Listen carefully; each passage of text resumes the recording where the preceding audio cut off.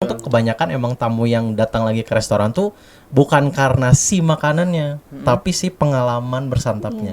Iya. Biasanya gitu sih. Hotel tuh nggak nyari yang baru. Iya. Orang hotel tuh Iya. nyari yang emang berpengalaman. Ketika dia magang, si skill dan personality-nya oke, ya pasti ditarik lagi. Iya.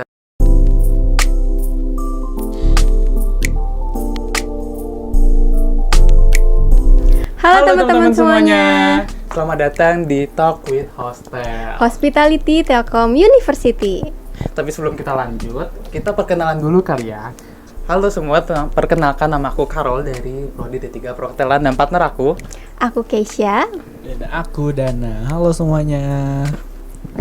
Nah, di kesempatan kali ini kita akan membahas seputar kehidupan before dan after sebagai mahasiswa perhotelan Telkom University. Dan sekarang kita sudah bersama bintang tamu yang spesial nih. Wow, kenapa spesial tuh? Spesial dong, karena beliau ini dari prodi kita sendiri, di Wow. Perhotelan Telkom University. Boleh kakak untuk perkenalannya? Halo teman-teman, nama aku Bayu. Aku lulusan Telkom University dari D3 Perhotelan. Oke. Nah, kita udah perkenalan nih tadi. Kita mau tahu dong kesibukan kakak sekarang apa sih? Kalau sekarang aku lebih ke sambil kerja, tapi aku sambil les bahasa juga. Wow, keren. Berarti kakak Bayu ini kesehariannya emang sibuk ya? Iya, sibuk banget ya. Nah, tapi belum lanjut, aku mau nanya, kakak ini kerja di mana sih kak? Kalau aku sekarang kerja di restoran Kabin namanya. Itu kedai anak binjai. Oh, KBN itu kedai anak binjai. Oke. Tebang pohon itu berarti ya. Oh, enggak dong. Bukan Beda, tebang beda, minjem pohon. Beda. Keren banget ya. Bisa kerja di situ. Kayaknya itu apa ya? Kerja di restoran tuh menjadi salah satu mungkin impian dari beberapa teman-teman prodi aku gitu. Oke. Bukan prodi aku, tapi prodi kita. Prodi kita. Khususnya angkatan aku gitu. Oke. Oke, mungkin lanjut ke selanjutnya. Alasan kakak nih, kenapa sih masuk di Telkom University di mana masih banyak prodi dan fakultas lain nih di Telkom? Kenapa kakak tuh milihnya D3 Perhotelan tuh kak? Kebetulan dulu tuh kakak aku tuh emang dia tuh lulusan salah satu kampus negeri juga. Iya. Cuman aku mikir kayak, aduh kayaknya kalau ngikutin kakak tuh terlalu mainstream gak sih? Ya at least sama prodinya cuman beda kampus deh. Dan kebetulan emang pas zaman aku tuh Telkom University emang lagi bagus-bagusnya. Dan emang terkenal juga sih Telkom University tuh universitas swasta nomor 1 pas waktu itu. Makanya kayaknya coba aja deh di Telkom. Oh gitu. Kalau boleh tahu nih, kakak masuk ke Telkom ini jalur apa nih kak? Kalau aku JPA, jalur prestasi akademik. Widih, Keren. Nah, sebagai mahasiswa kan kita pasti punya tujuan ya kalau kuliah. Ekspektasi kakak di Telkom ini tuh apa sih? Ekspektasi aku di Telkom sih lulus cum laude. Dan ya at least sebelum aku lulus tuh udah dapet tempat kerja. Itu. Nah, aku juga mau nanya nih, keluh kesah kakak yang pernah mungkin kakak alami gitu ya di selama perkuliahan itu apa sih kak? Kebetulan tuh kan aku emang rada sibuk kalau sambil ngampus tuh. Iya. Kayak sambil ngasdos, sambil ngaspraks juga sama ngaslab. Cuman dulu tuh struggle-nya adalah karena temen aku yang banyak. Jadi aku bingung gimana caranya memanage waktu antara kampus sama di luar kampus. Jadi karena abis kelas tuh langsung ngobrol sama teman-teman, ngurusin organisasi dan segala macam. Cuman di satu sisi juga harus ngurusin nih si laboratoriumnya ini. Gitu sih dulu mah ya. Sibuk banget ya Iya, masa sibuk. perkuliahannya. Gitu lah ya mahasiswa. Ya begitulah mahasiswa. Nah, selama kuliah kakak ada ikut organisasi nggak sih yang bisa ngasah soft skill kakak setelah lulus? Iya tuh kak. Kalau ngasah soft skill sih di Telkom kan banyak banget ya. Iya. Kayak ada UKM PR dan segala macam itu. Iya. Cuman aku kan tipikal orang yang kupu-kupu kuliah pulang. Nah, oke. cuman emang di luar kampus juga aku emang punya organisasi di gereja. Oh Gitu. Jadi emang aku ngasah PR-nya di situ sih karena kan harus ngobrol sama orang baru, harus ngobrol sama let's say kayak atasan di gereja or something, kan kita harus ngatur gaya bahasanya gitu kan. Iya betul ya. Overall sih gitu sih. Oke. Terus ini kak, aku mau nanya, mungkin ini menjadi dilema dari sebagian ya mahasiswa perhotelannya. Mungkin kakak juga dulu pernah merasakan itu. Iya. Dimana fase-fase kita tuh bingung nih mau milih departemen apa sih? Oke. Kita tuh pengen magang di mana sih, kayak aduh bingung galau gitu. Nah terus misalnya gak kepilih nih. Nah itu cara kakak ngerespon itu gimana? Cara kakak menanggapi itu gimana? Oke. Nah kebetulan tuh pas itu tuh emang pas di semester 3 tuh kita udah ada penjuruan gitu. Cuman bukan penjuruan yang murni penjuruan. Kayak dosen tuh pasti nanya kayak kamu tertariknya mau departemen apa. Cuman based on nilai gitu loh. Kayaknya di matkul ini kamu cocok deh gitu. Kayaknya di departemen ini kamu cocok deh based on kamu emang keterampilannya oke banget di situ. Nah, cuman emang pas itu tuh aku milihnya di service sama di FO karena basicnya aku suka banget ngobrol sama orang. Nah, nggak menutup kemungkinan juga kalau misalnya aku nggak keterima di salah satu itu, ya berarti harus ada opsi cadangan nggak sih? Iya betul. Ya at least tapi yang nggak jauh-jauh banget gitu. Makanya dulu aku sempat mikir kalau nggak FB FO ya HK. Gitu. Itu sih. Kalau kamu gimana? Aku sih sebenarnya dari dosen menerawangi aku nih. Menerawang. Oke, keren bahasanya menerawang. Sama dosennya. Kamu Dana. Oh boleh nih. Kayaknya kamu cocok FB deh, FB atau FO gitu. Oke, jadi emang dosen tuh membantu berarti ya? Iya membantu banget sih jujur. Membantu banget lah ya dosen. Iyalah, betul. Oke. Nah, kita sekarang masuk di sesi yang teman-teman tunggu nih. Boleh dong Kak sharing pengalaman Kakak selama magang? Nggak sama magang. Oke, first of all aku sebenarnya sebelum magang tuh kan aku ada interview. Ada satu di hotel, disebutin namanya nggak sih? Boleh masih juga. Oke, jadi pertama tuh aku emang interview di Hilton. Di Hilton. Nah, Hilton tuh kan emang dari segi chain kan oke banget ya. Itu masuknya internasional sih Hilton tuh. Nah, kebetulan pas di Hilton tuh aku emang ngelihatnya di Hilton tuh emang jenjang karir yang oke. Yang luas ya. Iya, yang luas banget. Nah, cuman aku mikir juga kalau misalnya di Bandung lagi, aku nggak bisa nggak bisa nge-explore, nggak bisa explore diri, upgrade diri segala macam. Makanya aku milih lah di luar Bandung. Pas itu tuh opsinya dari kampus tuh di Resinda Hotel Karawang, gitu. Nah di satu sisi juga kalau misalnya di luar kota kan mau nggak mau harus yang namanya ada duit saku atau uang saku dan segala macam. Dan emang Resinda tuh memanage hal itu dengan proper. Makanya aku milih di Karawang tuh karena emang oke lah di luar kota dan uang sakunya juga oke di situ. Gitu sih. Selama magang Kakak ada culture shock gitu nggak sih? Iya. Bener, culture shock banget karena kan kita based on-nya dari kampus kan diajarinnya fine dining ya. Fine dining dan emang itu benar-benar settle banget fine diningnya. Harus ngasih makanan dari kanan dan segala macamnya. Cuman kalau aku di Resinda tuh itu base-nya benar-benar restoran specialty, bukan fine dining. Meskipun all day dining juga ya itu lebih ke specialty. Nah, jadi kayak culture shock-nya aku bawa dari Telkom kan. Terus akhirnya kaget lah kayak kamu di sini mau ngikutin dari Telkom apa dari sini? Karena pembelajarannya sama kultur di sananya beda ya. Bener banget. Sama praktek itu beda jauh sih pastinya. Bener banget. Aku terlalu terpatok sama teori di Telkom kan, sementara di sana emang punya teori dan prakteknya sendiri. Jadi ya mau nggak mau aku combine dari Telkom sama dari Resinda dan emang work sampai hari ini. Gitu. Jadi antara kampus sama hotel tuh nggak bisa disamain ya? Bener banget. Karena punya ituannya sendiri. Punya caranya sendiri. Berarti kan tuh awal-awal magang nih, kamu punya problem gak sih kayak mungkin dari temannya? Iya, dari teman atau dari atasannya. Terus selama magang tuh kamu punya insight yang baru kayak, oh di Telkom nih aku nggak belajar ini, tapi selama magang, oh ini ternyata tuh bisa seperti ini gitu Kak.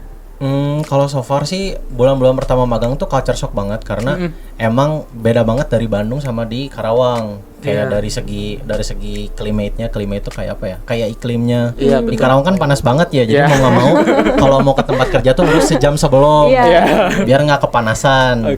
Nah, ketika kerja juga emang awal-awal pertemanannya agak lumayan sulit karena kan itu nyampur ya. Dari banyak kampus belum dari Jakarta, Cirebon dan segala macam, belum yang dari anak-anak SMA, SMK. Jadi kan itu beda banget culture-nya, apalagi culture anak Bandung sama Karawang tuh beda banget. Iya, lingkungannya beda ya. Iya, itu dia sih. Overall gitu.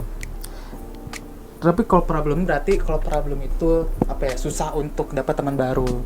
Terus karena kulturnya beda. Betul. Oke, terus kalau insight baru paling ini ya Kak yang tadi kayak pengetahuan baru gitu-gitu. Pengetahuan baru, terus juga emang tamunya kalau di Bandung kan sebenarnya agak strict ya, karena kebanyakan tamu Bandung kan orang lokal ya. Iya. Iya. Orang lokal, orang luar negeri itu jarang. Cuma Iya. kalau di Resina kan dia sebenarnya dekat sama pabrik Jepang, Iya. pabrik Honda dan segala Toyota, macam kayak gitu. segala Iya, macam, nah iya. kebanyakan emang orang-orang pabrik tuh datangnya Oh, ke iya, iya. Resina. Jadi banyak banget kayak customer orang Jepang, orang Korea, orang Rusia juga ada pas itu. Wow. Gitu. Jadi emang bener-bener belajar banget bahasa Inggris Iya, sih. iya. Gitu. Banyak banget dari luar ya. Yes, that's true. Di kesempatan kali ini, bukan sih, di waktunya sekarang, setelah yang sebelumnya, kita akan membahas tentang after graduate dan career life-nya Kakak Bayu nih. Karena mungkin Iya nih. ini menjadi apa ya?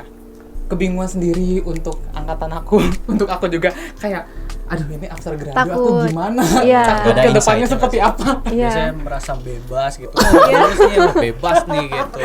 Setahun kemudian kerja lah. Wih, amin, amin, Amin. amin. Nah, jadi sekarang kita akan bahas afterlife gradunya Kak Bayu.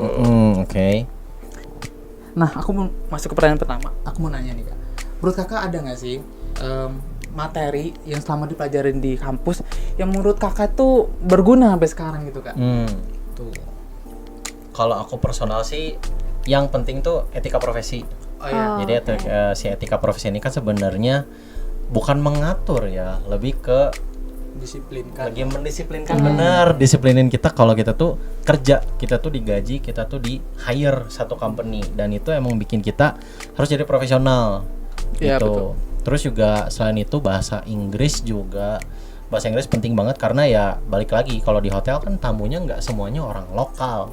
Iya, apalagi di Resinda ya, Kak. Iya. Banyak visual dari luar. Yes, gitu. Terus juga karena aku personal emang di FB service, berarti penting banget kayak table setup, terus gimana cara folding napkin dan segala Iya. macamnya itu, terus Iya. gimana nge-arrange tamu dari dateng sampai dia pulang. Itu kan ada SOP dan step by stepnya tuh, mulai dari arriving, belum kita nanti nge-greet customernya, terus nanti kita escort tamunya ke table dan segala macamnya sampai payment di akhir. Dan biasanya tuh ada magic tricksnya kalau Apa tuh? misalnya Apa di tuh? restoran Apa tuh? tuh. Magic tricksnya tuh kalau misalnya kita, misalnya nih tamu lagi makan nih, kayak mau shuffle 5 kunyahan awal. Ya. Biasanya tuh kita harus nanya ke tamunya kayak gimana rasa makanannya, oke atau enggak. Gitu. Jadi kalau misalnya makanannya enggak oke pun kita bisa langsung ganti. Oke. Iya, cuman ketika misalnya udah beres makan, sebelum kita clear up, kan kita sambil clear up kan nggak cuman diem doang kan. Iya. Iya, Jadi kita betul. tanya ke tamunya gimana makanannya, enak apa enggak. Kalau misalnya enak, jangan lupa mention nama saya di TripAdvisor. Wow. Biasanya itu gitu, Oke. magic triknya gitu. Dan biasanya kan habis itu tamu pasti selalu ingat nama kita nggak sih? Iya sih. Iya, Betul, kadang betul. tuh kebanyakan emang tamu yang datang lagi ke restoran tuh bukan karena si makanannya, tapi si pengalaman bersantapnya. Iya. Biasanya gitu sih. Wah, ini jujur pertama kali aku tahu, oh ternyata bisa seperti ini ya. Bisa Karena banget. aku biasa kayak selain di salah satu restoran yang ada di Bandung, dan ya udah setelah ngantri makanan atau setelah clear up ya udah kita ke belakang atau ya udah diem gitu. No, actually. Ternyata bisa ya seperti itu, jujur baru tahu. Bisa banget, karena justru emang yang bikin resto atau hotel itu tetap Naik. sustain sampai sekarang ya karena review-review gitu loh. Iya betul. Iya, Entah TripAdvisor, entah Google Review dan segala macamnya. Itu kan sebenarnya orang yang belum datang ke resto atau hotel itu biasa lihat reviewnya dulu nggak sih? Iya. Iya. benar-benar. Apalagi Gen Z ya. Iya, Gen Z. Dikit-dikit ya. Gen Z tuh nggak mungkin lepas dari HP, Iya. nggak mungkin lepas dari Google Map. Apalagi dari Google Map itu nggak berpengaruh. Iya, kayak Gen Z tuh sekarang lihatnya tuh yang viral-viral tuh kayaknya ini viralnya oke apa enggak. Iya. Kalau enggak biasanya langsung di hate. Kalau oke biasanya langsung didatengin dan emang langsung dicobain ini oke apa enggak. Iya, iya. Gitu sih.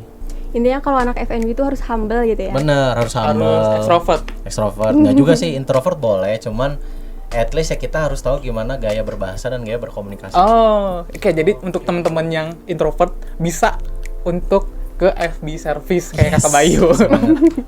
Tapi aku mau nanya dulu nih Kak, apa dengan mention nama kita itu nanti customer bakal kebayang-bayang tuh sampai tidur sampai kita Ini sorry, ini pertanyaannya agak melayang jauh ya. seperti itu ya. Ini melayangnya agak jauh. Sebenarnya bukan lebih ke mentionnya, cuman lebih ke kayak kalau misalnya kita ngasih pengalaman yang oke, tamunya inget sama kita. Kayak misal nih contoh nih, kita ke satu restoran kaki lima. Bukan restoran kaki lima ya, kayak gerobak kaki lima. Si UMKM masnya, gitu ya lah. UMKM gitu. Iya. Si masnya tuh orangnya ramah banget, terus kayak ngerti banget. Kadang kan si masnya suka mention, dan kita malah kadang kayak ngasih nama gitu kayak tahu bulat Mang Sandi. Simple kan? Iya betul. Karena si masnya tuh mentionable gitu. Iya betul. Makanya kita datang ke situ bukan karena pengalaman kayak makanan dan segala macam, ya lebih ke kayak siapa sih? Iya. Iya, Kok dia bisa sahabat si gitu? emangnya sangat welcome sama pembelinya. Berarti kata-kata itu berarti Makanan yang Makanan yang enak tuh banyak, tapi tapi- pengalamannya santap itu ada ketika kita mencari. Wih, keren. Paham. Kayak ini ya, kayak bubur tengenah tapi ludes. Dia kan ada signaturenya sendiri Iya. nggak sih? Yang bikin orang-orang inget. Iya, ada jargonnya lah bisa dibilang gitu ya. Iya. Gitu sih.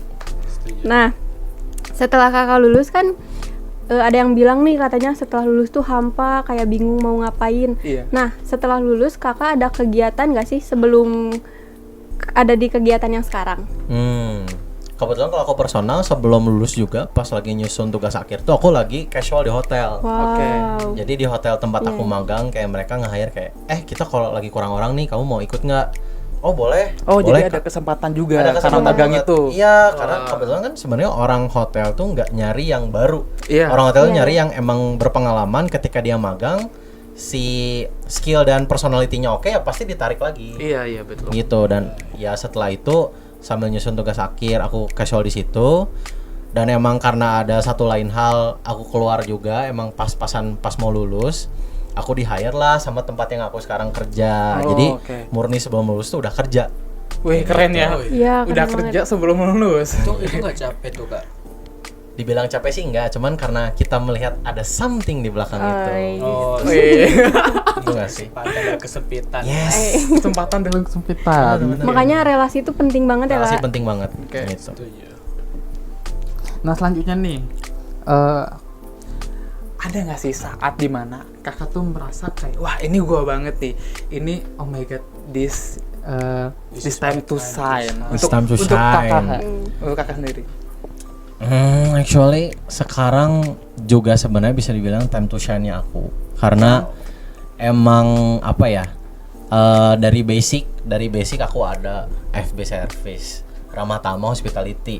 Iya. Pengalaman ada kerja berapa tahun, setahun 2 tahun.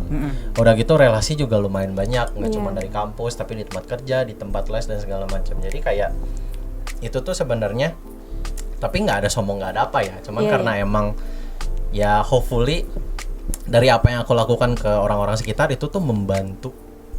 Dan ya mungkin ya itu membantu aku buat jadi it's time to shine for me. Bisa dianggap sebuah investasi dari masa depan. Iya, Yes, benar-benar. bener. Karena zaman sekarang yang penting tuh bukan investasi soal outfit dan segala macamnya, tapi investasi dari leher ke atas. Iya. Iya nggak sih? Iya betul sih. Isi otak ya. Iya. Cara berpikir, mindset penting banget sih sekarang. Iya betul sih. Setuju. Nah, kakak kan waktu kuliah pasti punya ekspektasi nih. Betul. After graduate tuh ekspektasinya sama gak sih sama pas kakak kuliah? Sebenarnya after graduate aku ekspektasinya tuh langsung keterima di hotel bintang 5. Iya. Karena emang basicnya emang dari awal aku mau magang juga aku merangkak dulu dari bintang 4, nanti kalau udah oke ke bintang 5. Iya. Cuman emang kesempatannya belum sampai situ. Jadi aku pertama di bintang 4 dulu, terus keluar, terus ke restoran. Oke. Aku ke restoran bukan maksud jelek, enggak. Karena restoran kan ada peak hour-nya nggak sih? Peak hour-nya ada. Gimana kita memanage emosi kita, memanage gimana kita mendelegate sesuatu ke teman rekan-rekan kita itu penting banget. Makanya ya ekspektasi aku sebenarnya agak berbeda. Cuman ini tuh bener-bener ngisi si ekspektasi itu dan jadi malah lebih kayaknya ini batu loncatan yang oke deh Iya. buat aku ke depannya. Gitu sih. Upgrade diri sendiri lah ya. Oh banget gitu. Dan ternyata kalau nyari pengalaman tuh nggak harus ke hotel ya. Iya bener banget. Cuman kalau misalnya cari pengalaman jangan lama-lama. Kenapa tuh Kak? Kenapa tuh? jangan lama-lama? Kenapa? Jangan lama-lama karena kan semakin lama umur kita makin nambah kan. Iya Ya. betul. Ada something yang harus kita dapatkan, entah dari segi salary, dari segi pengalaman juga. ya gimana cara kita mendalami si pikiran kita itu, kayak kita masih mau stuck di sini apa mau keluar dari comfort zone. Oh iya sih. Menurut aku tempat aku yang sekarang comfort zone karena aku belajarnya gitu-gitu aja. Akhirnya aku mencari ke tempat yang lain dan ya bersyukurnya diterima dan emang jadi kayak ini batu loncatan yang baru nih. Ini tempat gue buat nge-explore diri gue lagi setelah gue yang sebelumnya seperti itu. Wow. Keren. Oke ya Kak. Terus juga mungkin itu jadi apa ya, tips dan trik juga. Jadi kita selagi masa kampus, masih masa-masa perkuliahan, kita tuh jangan yang kayak terlalu kupu-kupu lah, jangan yang kayak selesai kuliah misalnya, ataupun misalnya udah nggak ada perkuliahan kita langsung liburan atau cuma nyantai doang. Tapi kita harus ada apa ya, biasa bilang mengupgrade diri secara pribadi dari casualan, terus dari ikut organisasi gitu-gitu. Iya sih sebenarnya, cuman tergantung ke mindset orang-orang. Kadang ada orang yang emang kuliah, ya udah gue pengen kuliah aja. Iya. Tapi kadang ada orang yang pengen kuliah tuh sambil nge-upgrade skill, ngasah soft skill atau hard skill. Itu yang oke kalau menurut aku. Cuman nggak menyalahkan juga yang mereka pulang langsung keluarganya atau mungkin berliburan, ya it's okay. Tapi ya ketika di kampus ya jangan jadi orang yang pasif. Iya. Gitu. Karena balik lagi ke yang sebelumnya kakak bilang, karena koneksi itu perlu. Koneksi perlu Iya. banget. Gitu. Tapi aku pengen nanya nih, ini aku minta saran dari kakak yang udah lulus nih. Apa yang paling utama? Apakah soft skill apa hard skill? Iya, Dalam dua itu. Kalau personal sih aku lebih percaya sama soft skill dulu baru hard skill. Karena soft skill tuh sesuatu yang udah mature dari diri kita. Iya sih, kayak basically attitude kita, gimana cara kita berpikir, gimana cara kita gimana cara kita buat bertindak, itu yang lebih penting.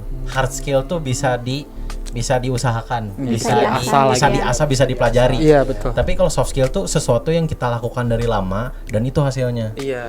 Gitu sih.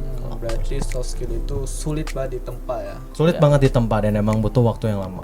Jadi kita harus mengasah soft skill kita terlebih dahulu. Gimana cara berbicara sama orang, Benar. terus gimana etika kita, terus Bagaimana apalagi kita menyadari lingkungan sekitar kita itu. Jadi kita harus cepat tanggap gitu. Aware gitu ya. Iya, Aware. awareness. banget. Betul. Oke, baik. Kita sekarang mau agak sedikit flashback nih, Kak. Karena sebelum kakak masuk ke dunia kerja, itu kan pasti tentunya ada strategi nih. Strategi yang kakak siapkan agar bisa beradaptasi sama lingkungan kerja. Dan mungkin dari tuntutan industri gitu. Karena yang tadi di part sebelumnya itu kan sempat di-mention kalau di dunia industri sama pada saat itu belajar itu pasti beda kan. Nah, itu strategi apa sih Kak yang kakak siapin? Jadi kita mau nanya tentang tips dan trik nih dari kakak. Oke, kalau based on pertanyaan yang tadi, aku biasa pertama-tama tuh observasi dulu. Observasi gimana? Ya, observasi sama tempatnya, environment-nya seperti apa, terus behavior-nya seperti apa. Itu yang bisa jadi poin plus utama yang bikin kita gimana cara bisa ngikutin flow-nya ke tempat itu. Gitu, makanya kalau aku sih biasa seminggu awal tuh observasi dulu sama tempatnya. Oh, sorry Bikin Kak. apa? Aku mau potong. Kalau observasi apa ya? Terkhusus untuk aku yang dari SMA. Mungkin saya juga dari SMA. Nah, kan tentunya yang dari SMA ini mungkin teman-teman yang dari SMA juga nggak ngerti sih apa sih tentang dunia perhotelan gitu. Kakak tuh observasinya datengin langsung ke tempatnya atau gimana Kak? Sorry bosnya sebelum kakak mulai hari H. Tapi kayak sebelum-sebelumnya gitu. Misalnya kakak mulai magang tanggal 30. Jadi kakak kayak observasinya itu tanggal 25 gitu datang ke tempatnya. Aku bukan tipikal yang kayak gitu, tapi aku tipikal yang misalnya seminggu sebelum magang nih, kayak aku cari informasi-informasi terkait kayak resto ini spesialitinya apa, hotel ini spesialitinya kayak gimana, dan apa yang bikin hotel itu tuh oke banget buat didatengin sama orang-orang. Ketika misalnya aku udah hari pertama masuk nih, aku observasi nih, kayak ini di sini, ini di sini, ini di sini. Kenapa sih ini harus ada di sini? Kenapa sih kita harus ngelainin tamu kayak gini? Kayak apa ya? Gimana cara kita beradaptasi dengan gampang ya dengan melakukan kesalahan kalau menurut aku. Iya. Itu. Jadi ketika kita melakukan kesalahan kita tahu something kan. Biasanya behavior orang keluar tuh ketika ada permasalahan kan. Itu yang membantu malah kita jadi pribadi yang lebih oke dan bisa beradaptasi lebih cepat kalau mindset kita oke. Iya. Kalau mindset kita nggak oke ya udah terbanting meledak lah kita. Iya. Berarti intinya mah terbentur. Sorry, ini mungkin masuk ke joke pribadi. Jokes internal. Side jokes ya. Aku kira itu observasi itu kan kita mencari tahu ya. Aku kira kita tuh observasi tapi sebagai tamu gitu. Iya. Iya, aku pikir juga gitu kan. Tapi bisa jadi di tempat aku kerja sekarang seminggu sebelumnya aku datangin dulu. Pernah gitu juga ternyata. Tapi aku bukan tipikal orang yang kayak gue harus ada nih, gue harus kelihatan. Enggak. Kita datang aja terus kita ngeliatin kayak mereka pelayanannya kayak gimana. Oke. Oh, ternyata kayak gini mereka pelayanannya nih. Gue bisa masukin si cuil nih di dalam nih. Dan ya udah ketika masuk ya gue nggak usah bingung lagi. Oh, ternyata flow-nya seperti ini. Iya. Simpel kayak gitu. Ya. Oke, sesuai dengan perkiraan aku ya. Oh ya, perkenalan. Berarti sama Kak, kayak Iya. pas waktu itu pas aku SMA mau magang di Jogja Group. Oh iya. Iya, aku juga sempet datang ke tempatnya untuk kayak ngeliat gitu. Jadi kurang lebih mirip gitu ya, Kak? Mirip-mirip kayak gitu. Itu sih. Biar nggak kaget gitu ya. Biar nggak kaget benar. Setidaknya ada free trialnya dulu. Iya, ada trial walaupun sebagai tamu ya. pengunjung ya. Iya, benar. POV dari ini tamunya. POV dari gitu. tamu. Dari tamunya benar gitu. Nah, kegiatan kakak kan sekarang sibuk banget nih. Ada kerja, terus ada les. Les bahasa. Iya, Yes. les bahasa kan ya. Nah, cara kakak nge-manage waktunya tuh gimana sih? Karena kan pasti susah ya kerja sambil les gitu. Iya banget. Aku aja yang kuliah organisasi, kalau organisasi pasti susah sih. Capek Ditambah banget lagi ya. ada casualan itu agak susah. Kalau aku sih gimana cara aku memanage-nya sebenarnya aku mikirin dulu nih motivasi awal melakukan hal itu apa. Kalau motivasi awal aku buat nyari ilmu, harusnya aku bisa nemu cara memanage-nya gitu. Nah, kalau tempat les aku yang sekarang kan itu apa ya? Bisa dibilang bisa jam berapa aja. Maksudnya lebih fleksibel dari segi Fleksibel jam. ya. Oh iya. Kayak di tempat aku ada 5 jam nih, ada 5 jam. Bisa masuk jam 8 pagi, bisa masuk jam 10, bisa masuk jam 1, jam 4 sama jam 7. Tinggal ngikutin nih jam kerja aku sistemnya seperti apa. Antara aku shift pagi kah atau aku shift siang kah. Jadi bisa ngikutin. Jadi biar kita jadi lebih produktif ya harus mikirin motivasi awalnya gimana. Kalau motivasi awal kita buat gaya-gayaan, harusnya yang kayak gitu nggak akan terjadi. Karena ya kita mikirnya ya buat gue biar tampil dan branding, bukan buat gue bisa mempelajari satu hal baru. Itu sih makanya harusnya dari motivasi awal juga itu bisa membantu gimana lo memanage. Iya. Kayak lo pasti merasa bertanggung jawab nggak sih dengan pilihan yang lo ambil? Ya harus. Itu bertanggung jawab tuh harus. Iya, makanya harusnya dengan lo berpikir lo bisa bertanggung jawab ya lo bisa memanage tuh dikit-dikit. Tapi ya jangan sampai yang ngelupain kegiatan yang harusnya dilakuin ya. Jangan sampai prioritas lo terbagi-bagi dan malah lo jadi memutarbalikkan prioritas itu. Jadi harus ada struktur prioritas lah ya kayak gitu. Yes, Jadi betul banget. yang paling atas itu yang kalau aku pribadi mungkin apa ya? Kalau aku sesuai jadwal sih Kak. Jadi misalnya ada yang udah diagendakan dari jauh-jauh hari itu yang aku dahuluin. Mungkin kalau Kakak ada caranya yang lain atau gimana Kak? Kalau aku sebenarnya personal sih lebih ke sebenarnya bikin agenda juga iya. Cuman karena aku tipikal orang yang spontan, yang nggak bisa terkoordinir jadi satu. Hantum aja satu-satu. Tapi emang sistemnya ya harus tertata sebenarnya sedikit. Iya. Jadi ya sebenarnya si les bahasa itu yang membantu aku memanage. Oke. Iya. Jadi kalau Gitu. kalau versinya Kakak nih dihantem aja satu-satu. Ya hantem aja. Tapi hantemnya juga yang pakai mindset. Kalau aku pribadi, Gila ya. kalau aku kayak gitu, Enak. pasti bakal pusing. Iya. Jadi aku mau nanya dong Kak.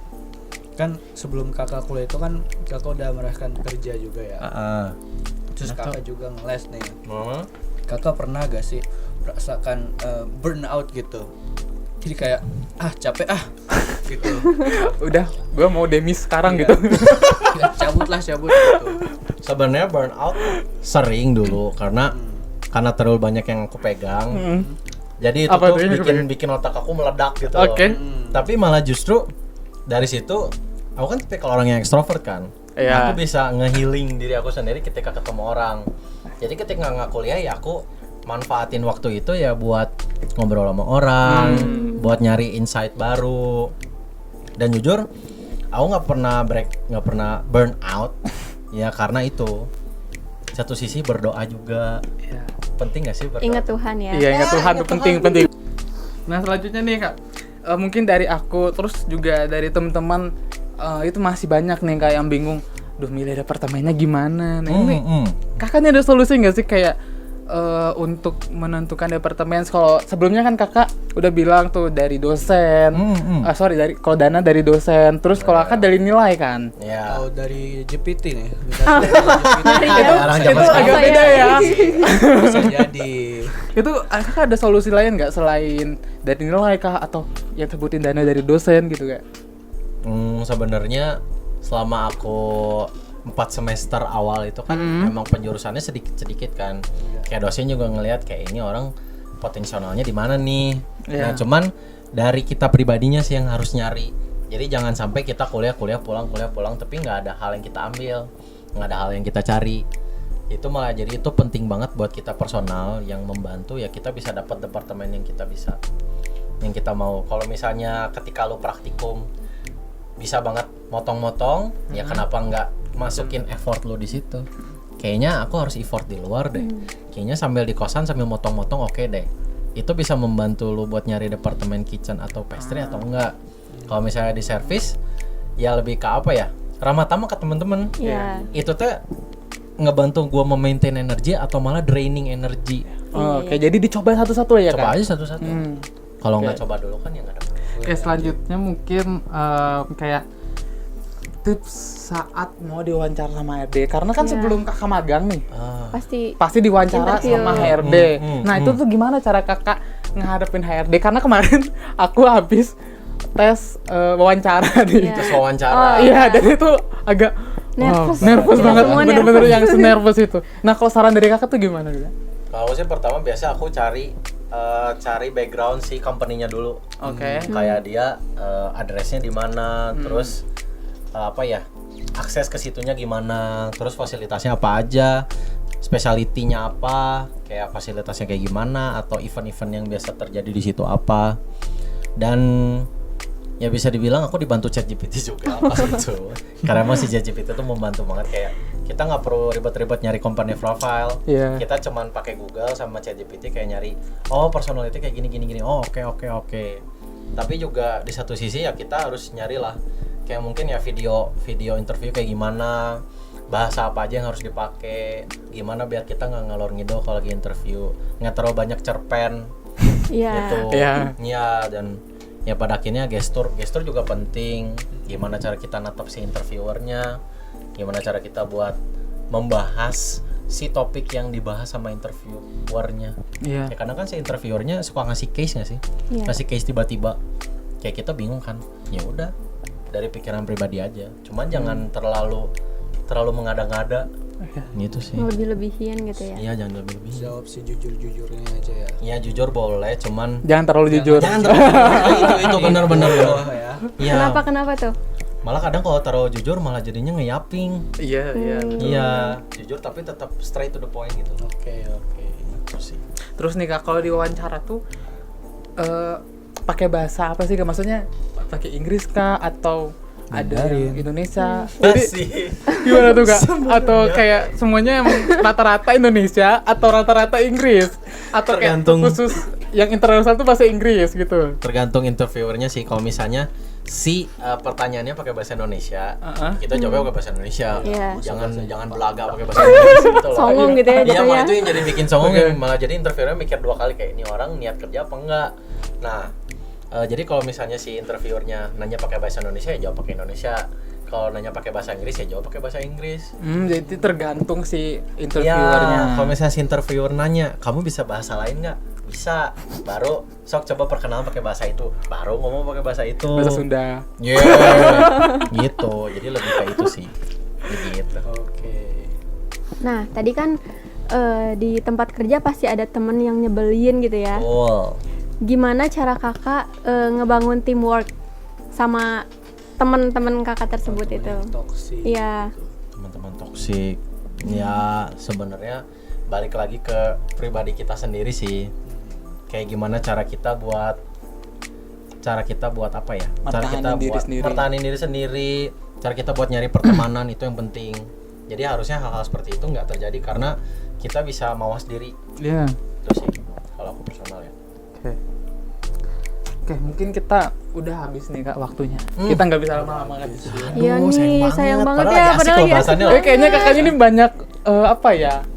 Info-info yang Iya. mau dia sampaikan. Nggak apa-apa lah, nggak apa-apa. it's Karena okay lah. pengalamannya juga ya. Keren sih. Kayak mungkin kakak ada saran nggak untuk saran atau apa ya kata-kata untuk mungkin adik-adik kita nih Adik-adik kita yang lagi Iya. nonton. bingung mau pilih jurusan universitas itu gimana juga? Oke. Kalau personal sih teman-teman buat teman-teman yang emang pengen masuk ke universitas yang oke, nomor swasta nomor 1, tempat yang oke buat kalian nyari jenjang karir yang oke, jangan lupa masuk Telkom University. Iya, karena peluang karir juga luas. Yes, Iya. peluang karir bagus, Oh. karir juga oke. Gitu, universitas nomor 1 di Indonesia. Iya. Itu terbaik. That's it, bro. Apalagi masuk jangan lupa jangan lupa masuk ke perhotelan teman-teman. Iya. karena emang ya beberapa teman-teman tuh mungkin ada yang belum tahu kalau di Telkom tuh ada Iya, Prodi kebanyakan D3 gitu. perhotelan. Bener. Iya. Bener. Tapi kalau di D3 perhotelan tuh kita tuh belajar semua loh. Iya, Iya, seru kata banget. dosen aku dosen pindahan itu sebelum dia Iya. ngomong gini, kalau program studi D3 perhotelan Telkom itu setara program studi D4 di kampus Wow. yang lain. Nah, itu. Karena kita belajarin keren. semua dari FO, pastry, FO. kitchen, housekeeping, dan manajemen segala macam. Iya, nah makanya buat apa kalian mikir 2 kali? Join Telkom sekarang. Weh, keren. Iya. Oke, terus ini karena udah akhir ya kak, Ya. ini mungkin mau ngasih Sebelum- dibilang oleh-oleh. Ya, sebelum studio ini podcast ini ditutup. Nah, kita punya hadiah nih buat kakaknya. Ada spesial. Apa tuh? Ini Salah satu spesial dari sponsor kita. Oke. Sponsor kita yaitu Kultur Artwear. Wih, Culture Artwear. Apa tuh Culture Artwear? Sorry, sebenarnya dia pengennya disebutnya Culture Artwear. Oh, Jadi agak diseleng-selengin gitu. Oke. Culture. Jadi Oke. ini tuh buatan dari mahasiswa kita, mahasiswa perhotelan. Boleh dong dibuka. Ayo dulu. kak, unboxing kak. Oke. Ini apa ya hadiahnya? Ini dari boxnya packagingnya juga oke banget ya. Iya. Widih. Lahir dari Boleh dibacain kak, boleh dibacain kak. lahir dari pengalaman bahwa pasar custom apparel dipenuhi oleh opsi yang mengorbankan kualitas demi kuantitas. Wih, keren. Apa tuh bang? Apa nih hadiahnya? Every nih? voice tells a story. Wih. Keren banget loh. Coba ya kita coba ya. Boleh. Tuh packaging juga oke, rapi tuh loh. Nggak Boxnya kayak- juga bagus. Iya, Mewah nggak sih, kayak mewah. apparel-apparel lain yang pakai plastik. Ini aja udah pakai zipper. Yang di mall aja kalah ya, nggak pakai box kayak gini ya kak. Tuh. Ada stikernya tuh. Stikernya juga berwarna. Keren banget cuy.